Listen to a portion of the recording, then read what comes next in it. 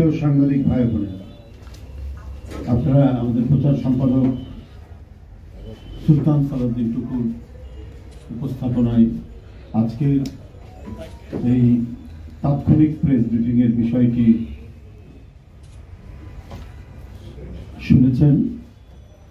বাংলাদেশ জাতীয়তাবাদী দলের পক্ষ থেকে দলের একটি বর্ধিত সভা আগামী 27শে ফেব্রুয়ারি অনুষ্ঠিত হবে। বাংলাদেশ জাতীয়তাবাদী দল বিএনপির বর্ধিত সভা, এই বর্ধিত সভা সাফল্যমণ্ডিত করার জন্য একটি বাস্তবায়ন কমিটি গঠন করা হয়েছে। এই 27 সদস্য বিশিষ্ট এই বাস্তবায়ন কমিটির আহ্বায়ক আমি নিজে, রুহুল কবির রিজভী। এখানে অন্যান্য সদস্যরা হলেন যুগ্ম মহাসচিব খায়রুল কবির খোকন, যুগ্ম মহাসচিব হাবিবুন নবী খান সোহেল, যুগ্ম মহাসচিব শহীদুদ্দিন চৌধুরী আনি, যুগ্ম মহাসচিব অ্যাডভোকেট আব্দুল সালাম আজাদ, যুগ্ম মহাসচিব সৈয়দ ইমরান সালেহ প্রিন্স, আমাদের কোষাধ্যক্ষ এম রশিদুজ্জামান মিল্লাত, মিডিয়া সেলের আহ্বায়ক ডাক্তার মওদুদ হোসেন আলমগীর পাভেল, ঢাকা বিভাগীয় সাংগঠনিক সম্পাদক বিএনপির জাতীয় নির্বাহী কমিটির কাজী সাইয়েদুল আলম বাবুল, চট্টগ্রাম বিভাগীয় সাংগঠনিক সম্পাদক মাহবুবুর রহমান শামীম, রাজশাহী বিভাগীয় সাংগঠনিক সম্পাদক অ্যাডভোকেট সৈয়দ শাহিন শওকত, রংপুর বিভাগীয় সাংগঠনিক সম্পাদক আসাদুল হাবিব দুলু, আলহাজ জিকে গৌস, সিলেট বিভাগীয় সাংগঠনিক সম্পাদক, কুমিল্লা বিভাগীয় সাংগঠনিক সম্পাদক অধ্যক্ষ সেলিম ভুঁইয়া, ময়মনসিংহ বিভাগীয় সাংগঠনিক সম্পাদক শরীফুল আলম, ফরিদপুর বিভাগীয় সাংগঠনিক সম্পাদক শামা ওবায়েদ এবং খুলনা বিভাগীয় সাংগঠনিক সম্পাদক অনিন্দ ইসলাম অমিত, ভারপ্রাপ্ত সাংগঠনিক সম্পাদক খুলনা বিভাগীয় অনিন্দ ইসলাম অমিত। আরো সদস্য রয়েছেন দলের প্রচার সম্পাদক সুলতান সালাউদ্দিন টুকু, আরো সদস্য রয়েছেন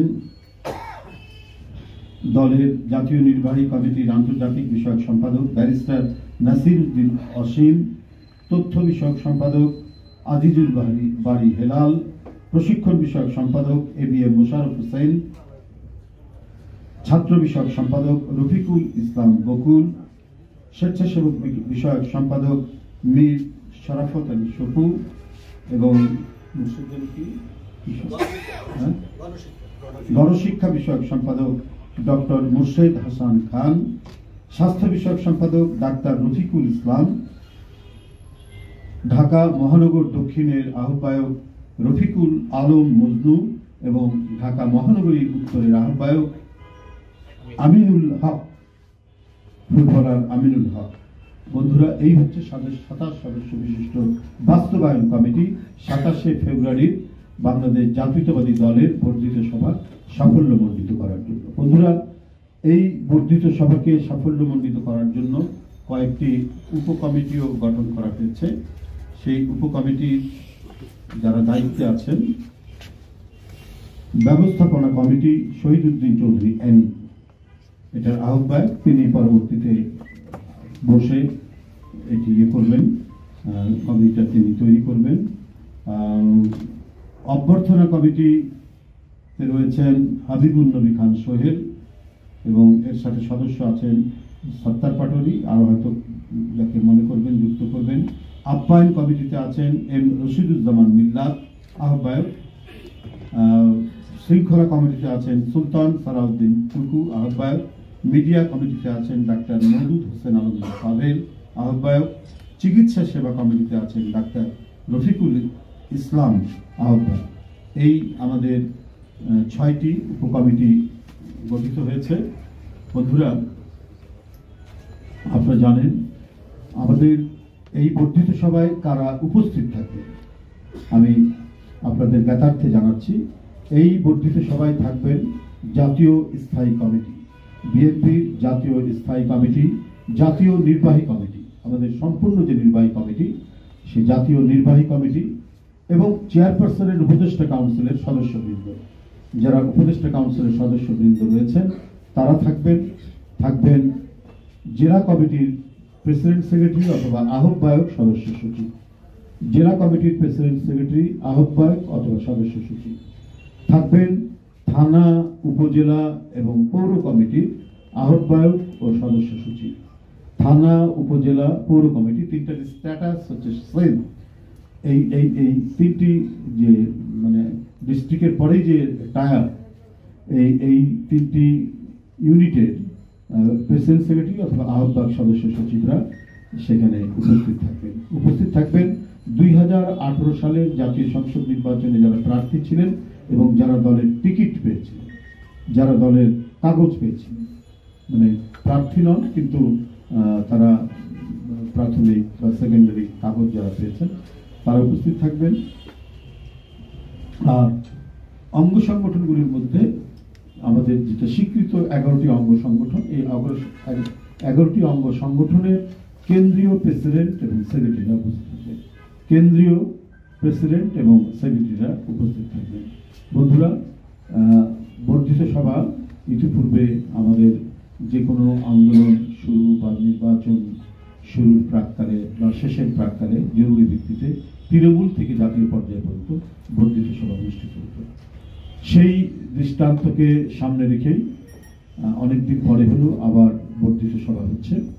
এই বর্ধিত সভা যাতে সঠিকভাবে বাস্তবায়ন করা যায়, অনেকদিন পর অনেক ঘটনা ঘটেছে, অনেক দুঃখ, কষ্ট, বেদনা, নিপীড়ন, নির্যাতন, গুম, খুন, কত কি ঘটনা ঘটেছে। তো সেখান থেকে এই বর্ধিত সভায় আমি বিশ্বাস করি, দৃঢ়ভাবে বিশ্বাস করি, এটি অত্যন্ত মানে দলের নেতাকর্মীদের দীর্ঘদিনের প্রত্যাশা ছিল। তৃণমূল থেকে জাতীয় পর্যায় পর্যন্ত একসাথে এক জায়গায় বসে এই সভাটার প্রত্যাশা অনেকদিন ধরে ছিল।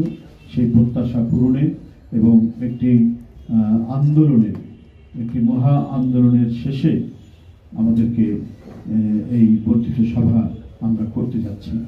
আমি আবারও আশাবাদ ব্যক্ত করছি আমাদের এই বর্ধিত সভা অত্যন্ত সুচারুভাবে সম্পন্ন হবে। যে বাস্তবায়ন কমিটি করা হয়েছে সেই বাস্তবায়ন কমিটির মাধ্যমে এদের নেতৃত্বে এটি খুব ভালোভাবে এটি সম্পন্ন হবে বলে আমরা আশা রাখি। এই হচ্ছে আমাদের আজকের মূল বক্তব্য। আপনারা কষ্ট করে আজকে এখানে উপস্থিত হয়েছেন, আপনাদের সকলকে আন্তরিক ধন্যবাদ ও শুভেচ্ছা জানিয়ে বক্তব্য শেষ। স্থানটা আমরা কয়েকটি স্থান আমরা দেখছি, আমরা হয়তো এটা 2-3 দিনের মধ্যে জানিয়ে দেব স্থানটা কোথায় করা যায়।